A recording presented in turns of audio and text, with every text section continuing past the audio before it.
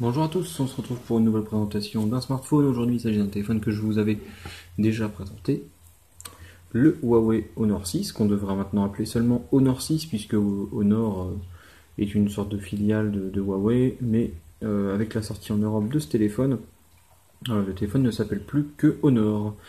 Donc c'est un téléphone de 5 pouces haut de gamme, donc qui sort en Europe depuis maintenant même pas une semaine, à un tarif plutôt légèrement plus bas que celui qu'on avait par exemple nous sur la version chinoise, c'est-à-dire là on est sur 329 euros.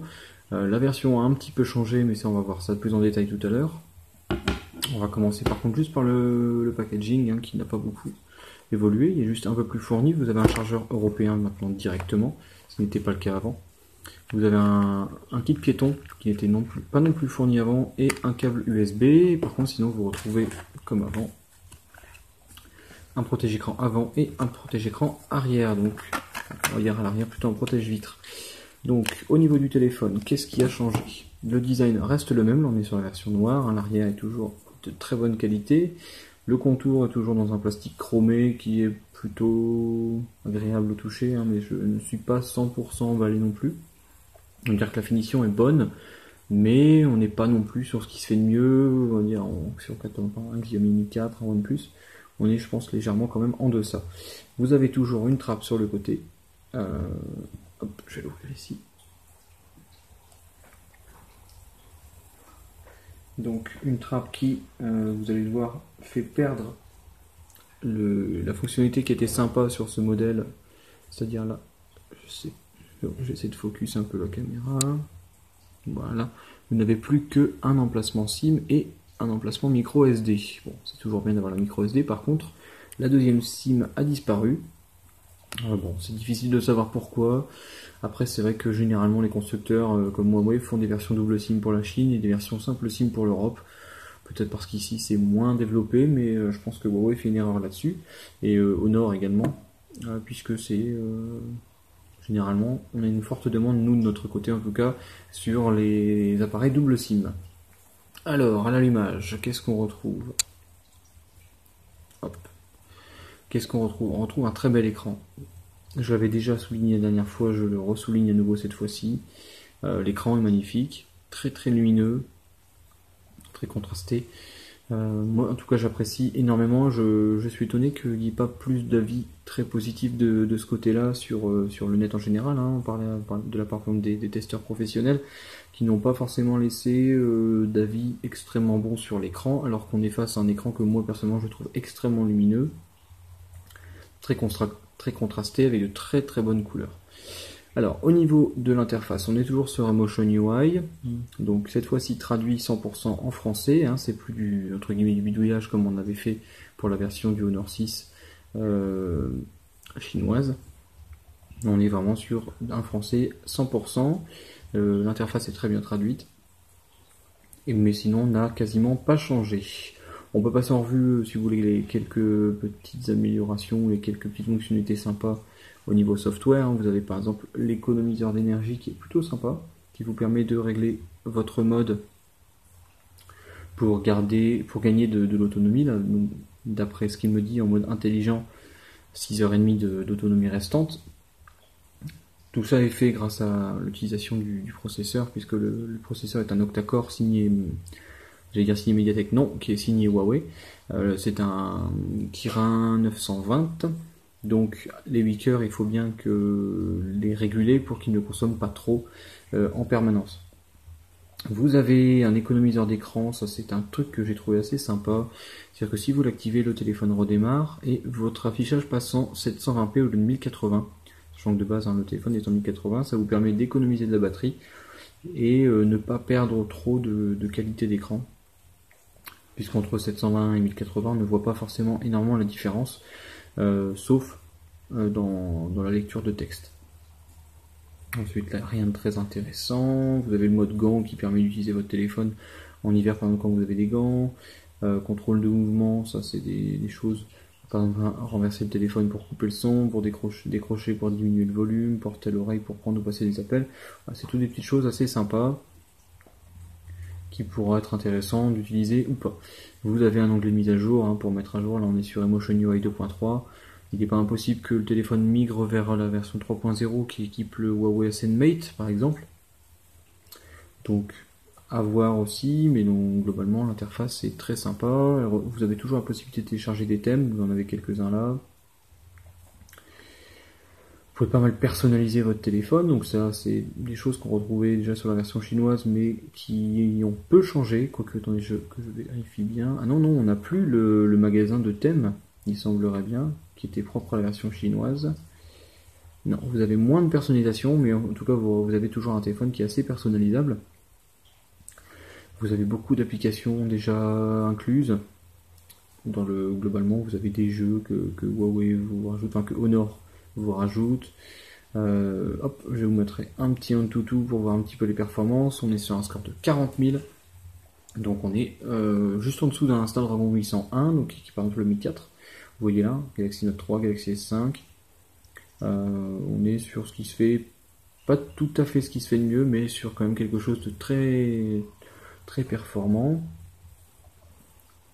Hop, on va aller dans les infos pour voir un peu ce qu'il a dedans. Donc on est sur un Honor 6, hein, la référence est H60-L04, donc c'est la version internationale. Android 4.4, le processeur je le disais tout à l'heure, un iSilicon Kirin 920, la puce graphique c'est une Mali T624, l'écran c'est du Full HD, la caméra c'est du 13 mégapixels signé Sony. Vous avez 3 Go de RAM et 16 Go de mémoire interne. La version 32 n'existe pas en Europe, ça aussi c'est dommage. Bon, vous avez l'emplacement micro SD hein, de toute façon pour ajouter de l'espace si vous en avez le besoin. Mais bon, en tout cas, sachez qu'il n'y a plus qu'une seule version, elle fait 16 Go et elle est simple SIM. Enfin, pour le CPU donc c'est un 8 cœurs avec l'architecture Big Little, fortement utilisée par les processeurs Samsung. Ce qui vous fait 4 cœurs à 1,7 GHz et 4 cœurs en 1,3 GHz, donc ça vous fait des performances comme vous voyez qui sont plutôt pas mal là. Alors l'écran c'est du Full HD, on l'a dit 5 pouces, et la caméra 13 mégapixels avec 5 à l'avant. Voilà. Donc sinon, qu'est-ce qu'on peut dire sur ce téléphone au niveau du design? Je répète, hein, on est sur une finition qui est plutôt correcte.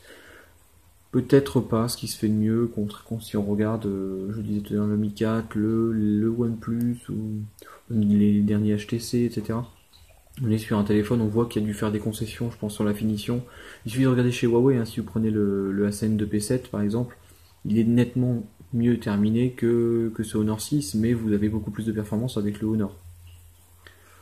Donc si vous préférez, je pense, une finition plus haut de gamme, ne vous tournez pas vers ce modèle. Alors, au niveau du GPS, on va faire un petit test rapide. Bon, je suis en intérieur, donc ça sera peut-être pas forcément très représentatif, mais on va voir. Hein. Bah si, parce que je vois que on capte déjà 3 satellites. Donc là, je suis à l'intérieur, hein, la fenêtre est quand même relativement loin. Donc le GPS, aucune inquiétude à vous faire. On voit que le fixe est quasiment instantané en intérieur, donc en extérieur, j'imagine que ce sera encore mieux. Donc là-dessus, aucun problème à signaler. Alors après, qu'est-ce que je pourrais vous montrer? Oui, une traditionnelle vidéo pour voir un peu l'écran, donc avec un petit adaptateur OTG. Bon, le téléphone est forcément OTG, hein, cette gamme de prix, ça l'est systématiquement. Hop, je vais mettre mode paysage. Il n'est pas activé. Mode paysage, rotation auto, il est mis.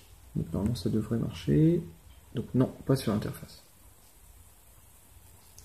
Alors le lecteur vidéo. Lecteur vidéo.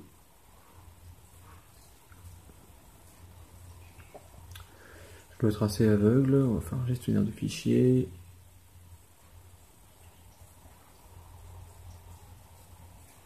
Hop, USB. Elle doit être ici.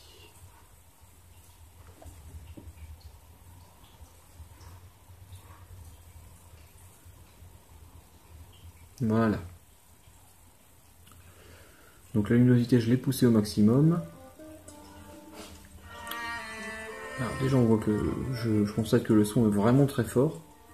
Je vais pas le pousser, je vais pousser un peu plus, donc le son est vraiment très fort.